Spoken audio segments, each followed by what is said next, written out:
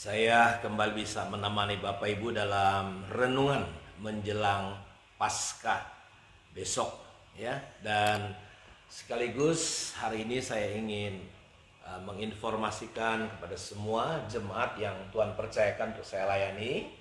Jangan lupa besok jam 9 pagi Bapak Ibu kita akan ada ibadah Paskah kita yang walaupun dirayakan dengan secara online, tetapi tidak persoalan, tidak masalah, karena saya percaya Paskah itu Bapak Ibu bukan hanya cerita tentang sebuah perayaan kebaktian ya, karena kita sedang ada dalam satu suasana yang berbeda daripada tahun-tahun sebelumnya, karena situasi kita seluruh dunia, Indonesia khususnya sedang kita menghadapi badai COVID-19 ini, yang kita tentu sebagai gereja, sebagai orang-orang percaya, kita tetap berdoa, mendoakan Bapak Ibu, dan kita juga akan menopang dan mendukung pemerintah kita Bapak Ibu untuk mencegah,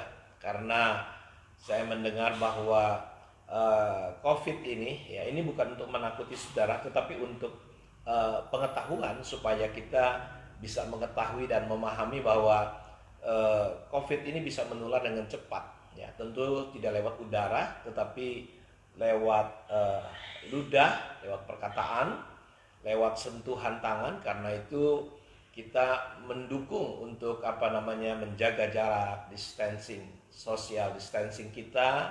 Kita perlu menjaga kebersihan ya, tangan, cuci tangan ya, nggak ada masalah Bapak Ibu. Nah karena itu bahwa kita tidak, pemerintah tidak menentang iman kita, tetapi kita justru yang ingin mendukung sebagai orang Kristen untuk kita menjadi berkat di tengah-tengah situasi ini. Karena itu pada renungan malam ini menjelang Paskah, kita sama-sama tahu bahwa ketika Paskah itu saudara, Yesus disalibkan ya, sebagai penggenapan semua nubuatan nabi-nabi. Nubuatan Paskah yang pertama kali dinubuatkan di Mesir ketika orang Israel dikeluarkan, mereka disuruh mengadakan Paskah sebagai tanda pembebasan dan kelepasan mereka. Bagaimana Tuhan dengan tangan yang besar dan luar biasa melepaskan umatnya dari cengkeraman Firaun sebagai raja Mesir. Dan Paskah adalah sebuah peringatan bagaimana kasih Tuhan dinyatakan di dalam kehidupan kita, sehingga dia mati selagi kita masih berdosa. Dan Bapak Ibu tahu, seandainya ada jalan lain untuk menyelamatkan kita Bapak Ibu selain salib, saya percaya bahwa Tuhan Yesus tidak perlu datang ke dalam dunia ini dan mati di atas kayu salib. Kalau memang kehidupan agama atau agama bisa menyelamatkan kita, kalau kepintaran, kepandaian manusia, teknologi bisa menyelamatkan manusia, Yesus tidak perlu mati untuk dosa-dosa kita. Atau kalau perbuatan baik kita, amal baik kita Bapak Ibu bisa menyelamatkan kita, saya mau katakan Yesus tidak perlu mati. Tetapi tahukah Bapak Ibu bahwa dosa tidak bisa diselesaikan hanya dengan berbuat baik. Dosa tidak bisa diselesaikan karena saudara beragama ABCD atau agama apapun Bapak Ibu. Karena saya mau katakan agama Kristen pun tidak bisa menyelamatkan kita. Dosa tidak bisa diselesaikan hanya dengan kepandaian, kepintaran, dan teknologi kita. Tetapi dosa, karena Allah itu kudus Bapak Ibu, Allah itu suci, dosa itu harus dihukum. Karena itu perlu ada korban. Dan Yesus yang kita akan peringati besok Bapak Ibu, ya di dalam Paskah, dia adalah korban Paskah yang sempurna sekali untuk selamanya. Ketika dalam perjanjian lama, saudara tahu, untuk menebus dosa umatnya, Tuhan memberikan perintah supaya imam-imam ya mempersembahkan paling sedikit tekukur ya, atau domba, dan itu dipersembahkan, dan darahnya perlu dioleskan di atas orang yang berdosa itu, dan itu menjadi peringatan untuk pengampunan. Tapi itu harus dilakukan berulang-ulang Bapak Ibu. Tetapi lewat Yesus Kristus yang kita akan rayakan besok Bapak Ibu, yaitu korban Paskah yang sempurna sekali untuk selamanya. Bapak Ibu hanya tinggal mempercayai, menerima karyanya. Ada orang bertanya kepada saya, Kenapa Tuhan harus menciptakan neraka? Saya mau beritahu, neraka tidak diciptakan untuk manusia. Neraka itu diadakan, diciptakan untuk iblis dan pengikutnya. Lalu orang berkata, kenapa begitu mudah ya untuk menyelamatkan hanya dengan modal percaya? Ya betul Bapak Ibu. Karena tidak ada jalan lain Bapak Ibu ya. Dia harus mati di atas kayu salib. Dan saudara, kita hanya perlu mempercayai dan menerima karya Yesus di atas kayu salib. Jadi orang yang menolak karya salib, makanya berita tentang salib adalah kekuatan Allah bagi orang-orang yang akan diselamatkan. Tetapi bagi orang-orang yang akan binasa, berita tentang salib ini Bapak Ibu adalah sebuah kebodohan. Karena itu kalau saudara bisa menerima dan mempercayai, saudara mengambil dan mempercayai karya Allah di atas kayu salib, Anda hanya tinggal mempercayai, menerima karya salib itu Bapak Ibu, Anda pasti diselamatkan. Karena itu ketika orang yang ada di sebelah Yesus, saudara-saudaraku, para penjahat besar itu, yang satu tidak bertobat, yang satu bertobat, saudaraku, dia berkata, seandainya engkau ada dalam kerajaanmu ya Yesus, ingatlah aku. Dan Yesus berkata apa Bapak Ibu? Hari ini juga engkau bersama-sama dengan aku di dalam kerajaan Bapakku. Saudara, siapakah dia? Siapakah Yesus yang berani berkata hari ini juga engkau bersama-sama dengan aku? Dia adalah pemilik surga itu Bapak Ibu. Karena itu saya mau katakan kepada kita, saudara-saudaraku, bahwa dia bukan hanya menawarkan jalan, tetapi dia Bapak Ibu, dia adalah pemilik surga itu. Akulah jalan, kebenaran dan hidup. Tidak ada satu orang pun sampai ke surga kalau tidak melalui aku. Karena itu di tengah-tengah badai corona ini, di tengah-tengah atmosfer yang dibangun oleh iblis untuk seluruh manusia di dunia ini hari ini begitu cemas, begitu khawatir, begitu ketakutan. Saudara, saya mau ajak pada malam menjelang kita besok merayakan Paskah, arahkanlah hati dan pikiran saudara kepada salib. Karena di berita tentang salib, kisah tentang kematian Yesus di atas kayu salib itu adalah kekuatan Allah. Karenanya dalam Yohanes 3 ayat 14, Tuhan Yesus berkata, Yohanes ngomong, sebagaimana ya Musa meninggikan ular tembaga itu, maka demikianlah Yesus anak manusia itu harus ditinggikan. Jadi saya mau katakan, di tengah-tengah situasi di mana-mana orang takut dan cemas, ya, saking takutnya terkadang ada banyak keputusan yang diambil keliru Bapak Ibu. Ya, dan saudara, ini kesempatan. Jadi Paskah yang kita rayakan besok, kita mau belajar Bapak Ibu bahwa ini adalah momen, kesempatan. Selagi Tuhan mempercayakan hidup kepada kita, selagi Tuhan masih memberikan nafas di kandung badan kita, selagi kita masih hidup, mari kita hidup bukan seperti biasanya Bapak Ibu. Apalagi hidup di dalam dosa. Cuma sekedar hidup, cuma sekedar bekerja, dapat uang, dapat kenyamanan hidup. Bukan. Saya mempercayai di balik badai corona ini, Tuhan sedang ingin memakai gerejanya. Tuhan ingin memakai saudara untuk menjadi alat meninggikan anak manusia, meninggikan Yesus Kristus lebih tinggi dari apapun. Dalam kitab Yesaya, saudara tahu, pasal yang kedua ada sebuah nubuatan.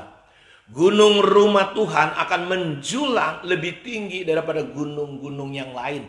Saudara, apa gunung? Gunung, saudara, ketika Daud berkata, dari manakah pertolonganku? Kulayangkan mataku ke gunung-gunung.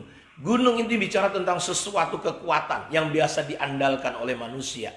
Manusia biasa mengandalkan manusia. Manusia biasa mengandalkan orang-orang berpangkat, orang-orang yang punya jabatan, mengandalkan iblis, setan, dukun-dukun Bapak Ibu. Dan saudara, gunung bicara tentang sesuatu yang menjadi tempat. Dan Alkitab menubuatkan bahwa gunung rumah Tuhan akan menjulang lebih tinggi daripada gunung-gunung yang lain. Dan saudara lihat, ketika hari ini Kristus ditinggikan di tengah-tengah badai corona ini. Ketika orang-orang percaya, benar-benar percaya. Ketika orang percaya tidak lagi cemas, khawatir dan takut, saudara. Karena kalau kita orang percaya takut dan khawatir, itu kata Alkitab kita seperti membuat air menjadi keruh karena orang yang tidak percaya sedang memandang dan melihat kita. Nah, karena itu saudara, kita sebagai orang yang ada di muka bumi ini sebagai presentasi, sebagai kepenuhan Allah, jemaat yang adalah kepenuhan Allah, yang adalah miliknya sendiri, kita Bapak Ibu justru ini menjadi sebuah momentum, menjadi sebuah kesempatan untuk kita bisa action, untuk kita bisa memberitakan firman Tuhan, untuk kita bisa bergerak bersama-sama, bersekutu, saudaraku, membangun kesatuan untuk kita bersama-sama, besar, kecil, tua, muda, untuk kita bergerak, untuk menunjukkan kasih. Karena salib ini cerita tentang kasih. Salib cerita tentang kasih Allah kepada manusia. Dan Allah ingin kasihnya ini Bapak Ibu diberitakan, ditunjukkan lewat apa? Lewat pemberitaan firman Tuhan, lewat kasih kita. Bukan kita saling menghakimi, bukan kita saling menghujat, bukan kita menimbulkan perpecahan Bapak Ibu, tetapi kita sama-sama Bapak Ibu untuk menunjukkan kasih Allah. Karena itu ada sebuah gerakan yang saya bangun Bapak Ibu, namanya gerakan menabur di masa sukar, tetap berbuah di dalam kekeringan. Itu kisahnya diambil dari kitab Kejadian 26, ketika Ishak mengalami, saudaraku, di masanya kelaparan, masa-masa yang sulit dan sukar pada waktu itu, Ishak menabur justru di situasi kondisi yang sulit itu Bapak Ibu. Dan kita tetap berbuah dalam kekeringan. Itu saya ambil dari kitab Mazmur 1 ayat 1 sampai 3. Bagaimana kita tetap bisa berbuah. Yeremia pasal yang ke-17 ayat 5, 6, 7 Bapak Ibu. Waktu kita berharap bergantung kepada Tuhan, disitulah kita akan tetap berbuah. Karena itu Bapak Ibu, pada kesempatan renungan menjelang Paskah pada hari ini, saya ingin membacakan firman Tuhan kepada Bapak Ibu. Perhatikan baik-baik dalam 1 Petrus pasal 2 ayat 24. Ia sendiri telah memikul dosa kita di dalam tubuhnya di kayu salib, supaya kita yang telah mati terhadap dosa hidup untuk kebenaran. Oleh bilur-bilurnya kamu telah sembuh. Perhatikan, supaya kita, ia sendiri memikul dosa kita di dalam siapa? Di dalam tubuhnya. Yesus itu seperti domba keluh, domba yang bisu, seperti anak domba yang polos, saudara, tidak ada punya kekuatan apapun, dia dibawa kepada pembantaian. Dan di sini diterangkan, dia sendiri memikul dosa kita di dalam tubuhnya. Sebab kesucian, keadilan Allah, murka Allah terhadap dosa itu Bapak Ibu harus ditimpakan. Karena itu Bapak Ibu butuh kasih karunia dan anugerah untuk memahami kenapa Yesus menjelma menjadi anak manusia. Tentu anak manusia di sini bukan Bapak Ibu yang lahir dari keinginan pria dan wanita. Karena Yesus, saudara, dikandung dari Roh Kudus. Tetapi ini proses bagaimana supaya, saudaraku, penyelamatan orang-orang berdosa, saudara dan saya, seluruh isi dunia. Saya mau beritahu kalau saudara sedang mendengarkan, melihat live FB saya ini, saya mau ajak saudara, apalah artinya seisi dunia engkau miliki kalau nyawamu, jiwamu binasa. Karena hidup kita terbatas di dunia ini. Hidup kita cuma sementara 60-70 tahun. Maestro musik Indonesia, penyanyi pop, saudaraku, Glenn Fredly, ya, usianya baru 44 tahun.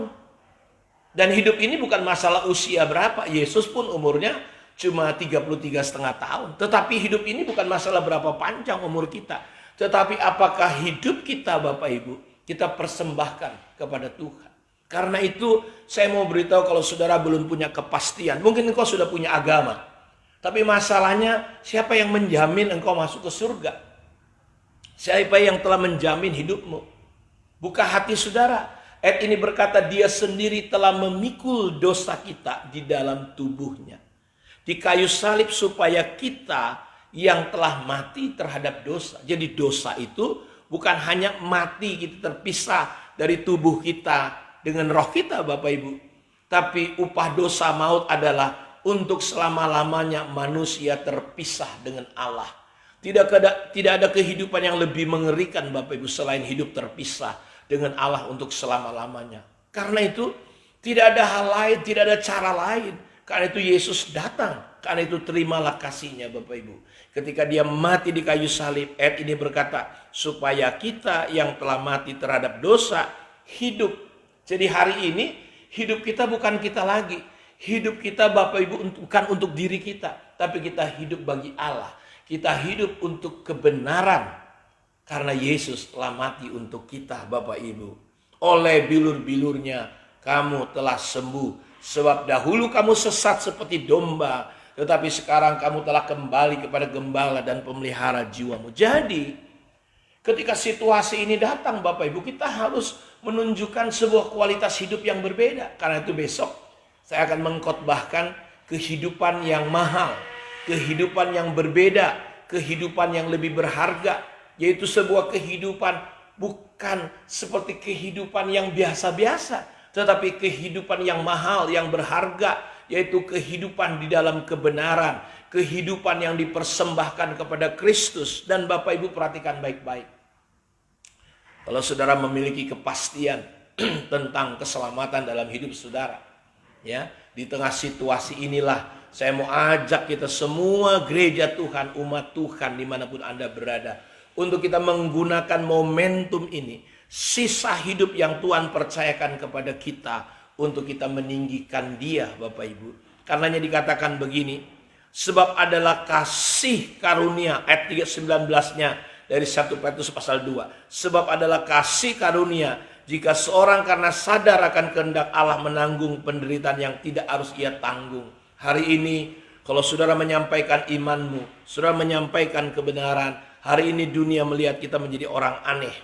Ya, sebab untuk itulah, ayat 21, sebab untuk itulah. Tetapi jika kamu berbuat baik dan karena itu kamu harus menderita, maka itu adalah kasih karunia pada Allah. Sebab untuk itulah kamu dipanggil, karena Kristus pun telah menderita untuk kamu dan telah meninggalkan teladan bagimu, supaya kamu mengikuti jejaknya. Ia tidak berbuat dosa dan tipu tidak ada dalam mulutnya. Ketika ia dicaci maki, ia tidak membalas dengan mencaci maki. Ketika ia menderita, ia tidak mengancam, tetapi ia menyerahkannya kepada Dia yang menghakimi dengan adil. Salib adalah puncak penderitaan yang luar biasa yang dialami oleh Yesus. Tapi saudara lihat, perhatikan baik-baik. Ketika dicaci, dia tidak memaki. Ketika dia dihujat Bapak Ibu, ketika dia menderita, dia tidak mengancam, tetapi dia menyerahkan. Kristus adalah teladan kita. Dia memiliki sebuah kekuatan yang luar biasa.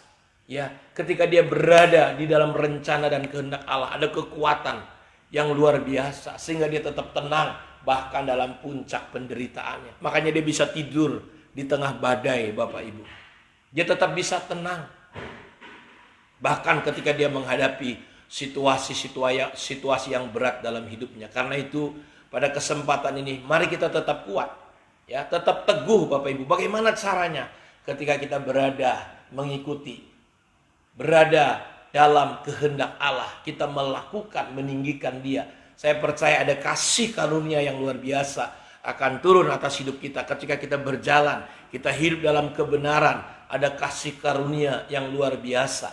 Karena kasih karunia itu memampukan kita untuk kita Bapak Ibu tidak berjalan dalam hidup ini dengan kekuatan kita. Kasih karunia membuat kita punya kekuatan untuk kita tidak bergerak berdasarkan kita, hikmat kita, tetapi kita bergerak berdasarkan Allah. Dan Alkitab berkata begini dalam kitab Ibrani, jangan ada satu orang pun menjauhkan diri dari kasih karunia Allah, agar jangan tumbuh akar yang pahit, yang menimbulkan kecemaran dan kerusuhan bagi banyak orang. Hari ini Bapak Ibu tahu, ada banyak orang yang percaya dan mulai tidak percaya. Mereka mulai meragukan Tuhan, di mana kau Tuhan? Ada banyak orang bersungut-sungut, marah saudara-saudaraku, saling menyalahkan. Dan saya melihat firman Tuhan mulai digenapi. Kemungkinan akan ada banyak juga orang menjadi kasih tawarnya, tawar kasihnya menjadi dingin, dan akhirnya dia menjadi murtad Bapak Ibu. Saya mau katakan kepada kita, kenapa? Karena mereka tidak menerima apa yang Yesus sudah lakukan. di atas kayu salib. Saudara hanya tinggal menerima kasih karunia. Dan Paulus berkata, bukan aku, tetapi kasih karunia. Kalau dia giat bergerak bukan karena dia, tetapi karena kasih karunia. Kasih karunia itulah, peristiwa anugerah Tuhan itulah yang mendorong dia, Bapak Ibu, kasih Tuhan. Dan saya mau katakan, di tengah situasi sekarang ini, saudara biar renungkan baik-baik karya salib Tuhan. Renungkan kasih Allah. Sehingga itu menjadi pendorong, menjadi anugerah, menjadi kasih karunia untuk kita bergerak di masa yang sukar ini, Bapak Ibu. Sehingga Yesus bisa kelihatan lewat gereja dan umat Tuhan. Kiranya renungan Paskah, renungan menjelang Paskah pada malam hari ini bisa mendorong kita semua untuk menjadi pribadi-pribadi yang kuat seperti Yesus. Orang yang kuat, Bapak Ibu, bukan hanya punya banyak uang. Orang yang kuat itu, Bapak Ibu, bukan yang badannya besar. Yusuf itu, Bapak Ibu, kecil. Ya, Daud itu kecil, saudaraku, dibandingkan Goliat. Tapi saudara, lihat, beda dengan Simpson. Badannya besar, hebat, punya tenaga, bisa kalahkan banyak orang. Tapi dia nggak mampu menahan godaan, Bapak Ibu. Beda dengan Yusuf. Jadi saya mau katakan, orang yang kuat itu adalah dia orang yang tetap teguh, tetap tenang, tetap bisa berbuah di tengah kekeringan, tetap bisa menabur di masa-masa yang sukar. Kiranya malam ini Tuhan memberkati kita semua. Doa saya, pemeliharaan, penjagaan, dan anugerah Tuhan nyata atas hidup semua sahabat-sahabat saya, teman-teman saya, dimanapun kau berada. Kita sama-sama doakan untuk Indonesia supaya Tuhan beri hikmat kepada Jokowi, semua menteri, semua gubernur supaya tidak bertindak sendiri-sendiri masing-masing, Bapak Ibu, tetapi semua boleh dikawal oleh Roh Kudus. Saya percaya Allah berdaulat, Allah tetap memegang kendali untuk Indonesia dari Sabang sampai Merauke. Doa saya semua keluarga kita dalam penjagaan dan pemeliharaan Tuhan. Kesehatan Tuhan nyata. Dan kalau ada di antara saudara yang sakit, keluarga kita ada yang kena COVID-19, saya mau katakan Yesus sudah angkat di atas kayu salib. Kalau saudara malam hari ini menghendaki engkau sehat dan sembuh, saya beritahu Allah adalah Bapa kita. Dia lebih menginginkan, lebih menghendaki supaya engkau sehat dan sembuh, Bapak Ibu. Itulah kehendak Allah. Saya seorang bapak, Bapak Ibu, ingin anak-anak saya sehat. Kalau saya saja bapak jasmani pengen anak-anak saya sehat, saya beritahu Bapa di surga ingin saudara sehat dan panjang umur. Karenanya dia sudah berikan anaknya yang tunggal, supaya setiap saudara yang percaya tidak binasa, tapi beroleh hidup yang kekal. Dan oleh bilur-bilur Yesus, saudara jadilah engkau sembuh hari ini. Saudara yang terganggu pernafasannya, di dalam nama Yesus jadilah sembuh. Saudara yang mungkin ketakutan, hari ini ada damai sejahtera yang melampaui akal yang turun atas hati dan pikiran saudara. Saudara yang sedang ketakutan, tidak makan, tidak minum, ada berkat, ada mujizat yang terbuka untuk hidup saudara, karena dia bertanggung jawab untuk saudara semua. Ada pemeliharaan, sederhana sekali kuncinya, datang sama Tuhan, takut sama Tuhan. Saudaraku, berdoalah, Tuhan akan buka jalan untuk setiap saudara semua. Tuhan memberkati kita semua, amin. Mari kita berdoa. Tuhan, terima kasih, hamba berdoa untuk semua umat-Mu yang menyaksikan program acara menjelang malam menjelang Paskah pada hari ini, renungan menjelang Paskah ini. Tuhan, dimanapun mereka berada, hamba berdoa, biarlah di dalam nama Yesus ada anugerah, ada kasih karunia. Tuhan memberi keteguhan supaya mereka tetap kuat, tidak takut, tidak khawatir. Mereka boleh melihat Tuhan, karena salib adalah jalan keluar untuk semua persoalan dan masalah. Biarlah besok perayaan Paskah yang dirayakan, ada mujizat besar yang terjadi untuk setiap umat Tuhan, untuk bangsa-bangsa, untuk Indonesia ya Tuhan. Terima kasih Bapa, berkati semua umat-Mu dimanapun mereka berada. Dalam nama Yesus kami berdoa dan bersyukur ada mujizat yang telah tercurah pada saat ini. Haleluya. Amin. Tuhan memberkati kita semua. Shalom.